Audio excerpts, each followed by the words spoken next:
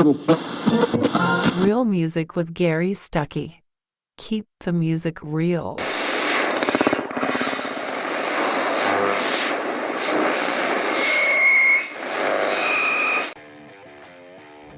Hello, everybody. Gary Stuckey here. Happy Tuesday to you.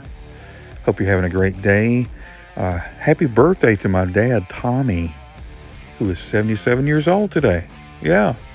And as a special surprise for him, because he's a fan also, I've got the one and only, the legend, Don McLean is here. The singer-songwriter that wrote that classic song, American Pie, about the day the music died, about Buddy Holly, Richie Valens, and the Big Bopper. Yes, so talented. He is here today talking about his brand new Christmas album. Don McLean, Christmas Memories remixed and remastered. So awesome. A lot of great songs on there. You need to check it out. And we'll be talking about that and a lot more. And I'm just still, in amazement. It's like a dream to be talking to Don McLean. That rhymes. But here we go. Here's Don right here. Hello. Hello, Don. Yeah.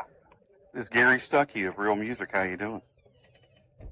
Doing very well. Thank you for calling. Yes, sir. I'm ready for the interview here. So let's get started. You ready? Yes. Okay. Sure. Awesome. First of all, let me say, what an honor to talk to you. Big fan, of American Pie and all your songs, Vincent and I Love Her So. And you just came up on 50 years of American Pie, right? Not long ago. Yeah, we came up and passed it now. It must be 52. Yes. Go for 60. Keep going. But what an amazing song about the legends and just life, and you're such a legendary singer that people just are so amazed by, and it's so awesome that you're still doing that song and all your songs, and now you've got Christmas music out, a new album. Yeah. Well, I want to mention that the documentary, The Day the Music Died, the story of Don McLean's American Pie, was very, very successful. It's still streaming on Paramount Plus. I had no idea it would be as good as it was, and it was actually up for an MTV award with 4 other big stars, and lost out to Selena Gomez. So it even penetrated the youth market. So that's available on Amazon, and the new Christmas record, Christmas Memories remixed and remastered, that's also available on Amazon. Awesome. And so we're rolling right along here. The Christmas album, what happened with that was there are several Christmas records that I made. None of them sounded the way I wanted them to. The performances were fine. So on my own, I just took a couple of tunes and started to put a different bass on and some other things that I wanted, and getting rid of the bass that I didn't like. He said I had 3 or 4 of these, and they sounded really good. It's almost like a new song. So I said, you know what? We should really put an album out of this stuff. And so that's what happened. Awesome. And it turned out very well. That's awesome. Yeah. And Christmas music, everybody loves Christmas music, right? And it's just yeah, and right? it's got an interesting. Christmas music can be either done terribly or done really well, and part of the problem with it now is that people really don't believe in anything anymore. So there isn't a kind of a sincerity that I think is required in order to sing this music, appropriately. And so I'm still immature, and I'm not enough of a believer to sing the songs like they should be sung. Right. That little magical feeling that you have, like when you were a kid, and Exactly. waiting on Santa Claus, and a song like Santa Claus is coming to town. Yeah. It's one of the few magic things in life when you're a kid. Oh, wow. Christmas. later on, lots of other stuff happens, bad and good, but Christmas when you're young, if you have a nice family and you have friends and so on, it's a magic thing. And I'm sure you have those memories that probably that come out, in your mind every time you sing a song or hear a song. You probably think back to your childhood, right? Yes, I do. And I'm sure, and that's what a lot of people do, I think, with Christmas music, right? So your songs are like bringing people back. And I know you've heard a lot of artists that you've loved over the years that take you back too. So tell us about some of the songs on the album. Well, that's the idea, to get to recreate an environment, a feeling that's gone now, really. Right. And and I think we all need some of those songs to kind of remind us about those days, because some people lose that, feeling, and they're kind of out of touch, but the songs do that. And I bet it was a lot of fun, when you were putting this album together, right? Reliving some of those songs and the memories and things like that. Yes, that's true. So awesome.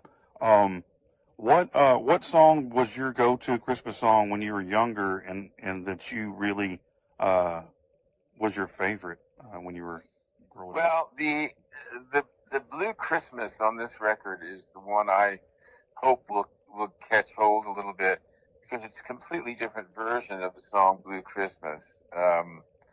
It's rock and roll. It goes from a minor key to a major key, and that's never been done before with this song, and it works. That's the thing, it really does work.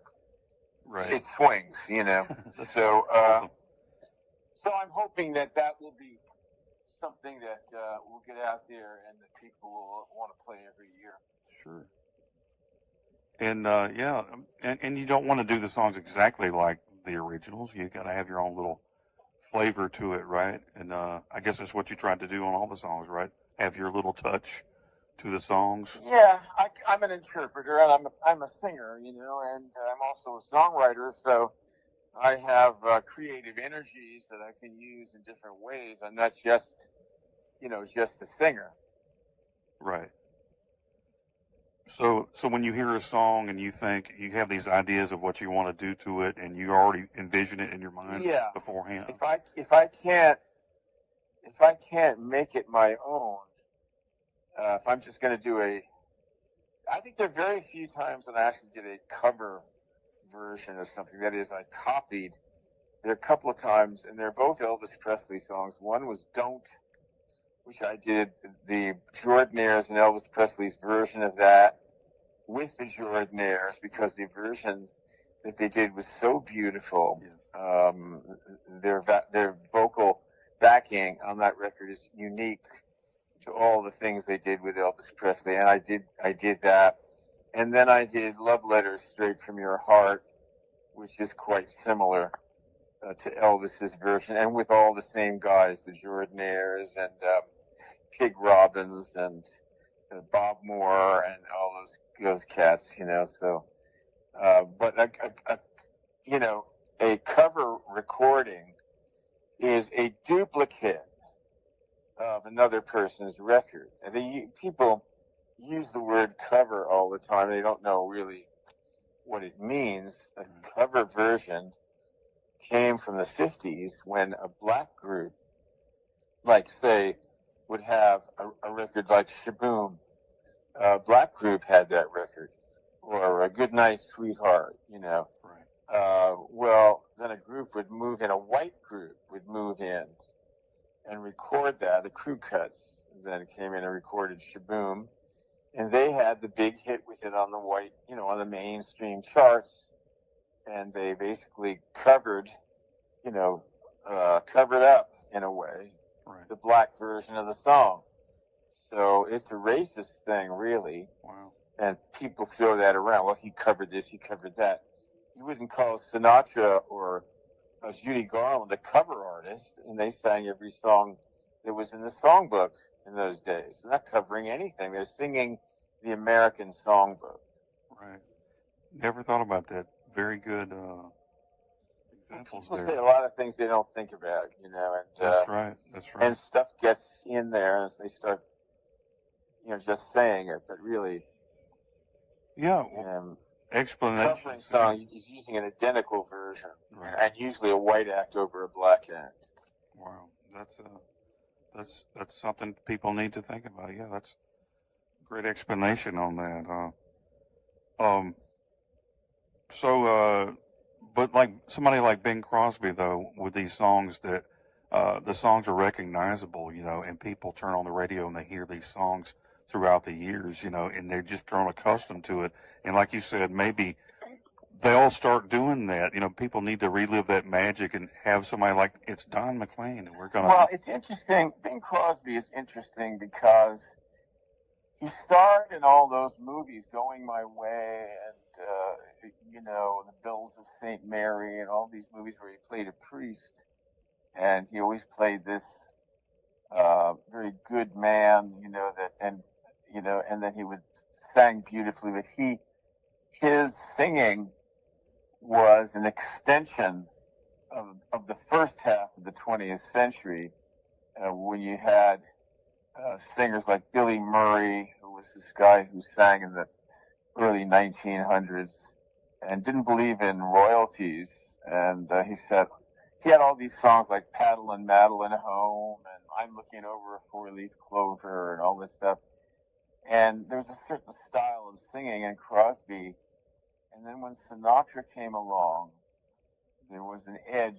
It started to swing, and you had really swinging big band arrangements that modernized that whole thing. And then when the 1950s came along with Elvis Presley and rock and roll, that stuff went out the window. It went goodbye to all that, and now you have a guitar-oriented rock and roll sound.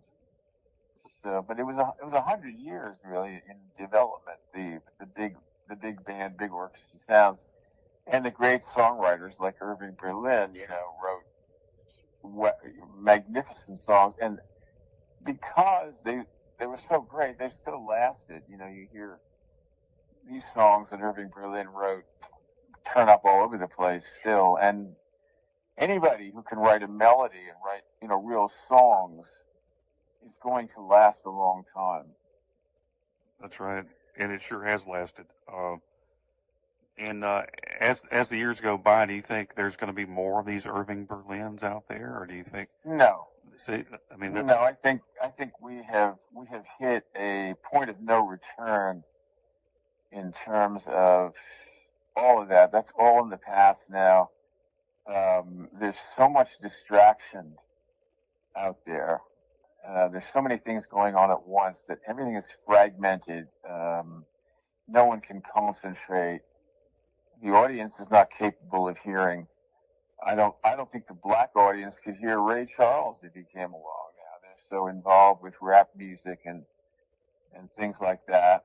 And I don't think that on the other side of the coin that, although Taylor Swift is a very interesting phenomenon because she writes a kind of personal song, and she's a tremendously hard worker, and she is not looking for the lowest common denominator.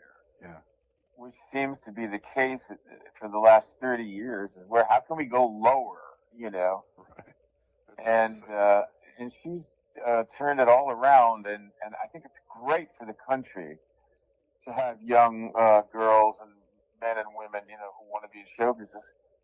Look at this classy lady, who has been famous for 15 years, and now all of a sudden she's exploding with her, what it is that she does. Right. So God bless that. That's a ray of hope, in my opinion, right there, because it's just down, down, down. You just think some of the things these people say in their songs, right? This pornographic and it's just garbage. It makes you miss the old days for sure. I know that. Well, that's in contrast to Christmas music, you see. Which, sure, it really is. It really doesn't look. It looks a whole lot. It looks very tame and very pure, compared to a lot of things out there. And as that contrast grows, it's interesting because there's still a place for this, but somebody, and that somebody is me in this case, needs to put out an album with these songs done in the way that I think we remember them being done. Sure. And you did a great job, and I know that people appreciate that. I know that they really appreciate it. But thank you for talking to me today about it. I know My pleasure. You got a busy day, but yeah, thanks so much for all you do. Okay. Well, thank you. And God bless you. And I'm hoping all the best for you for the Christmas and New Year. And well, I need all the help I can get. So thank you very much for that. Yes, sir. Well, you have a great day and a great holiday. Nice talking to you. All right. Thank you.